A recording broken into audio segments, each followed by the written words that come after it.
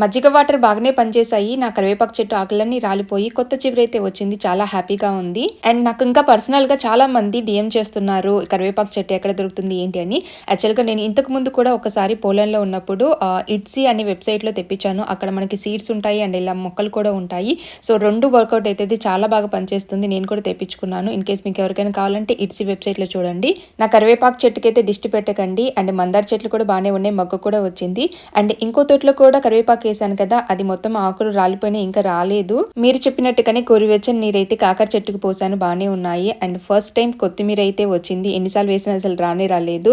And friend ఇంటికి వెళ్ళినప్పుడు money plant అయితే తీసుకొచ్చాను. సో పాట్ లేకుండా ఉంటే ఇక్కడ ఉన్న దాంట్లో అడ్జస్ట్ చేశాను. కొత్త పార్ట్స్ వచ్చిన తర్వాత దాంట్లోకి షిఫ్ట్ చేయాలి. ఆ లోపు అయితే బయట అయితే పెట్టాను. అండ్ అలాగే ఇది మెంతి కూర రెండో షిఫ్ట్ అనమాట. ఫస్ట్ షిఫ్ట్ అయితే పప్పు చేసేసుకున్నాను. ఇది రెండోసారి వేసింది.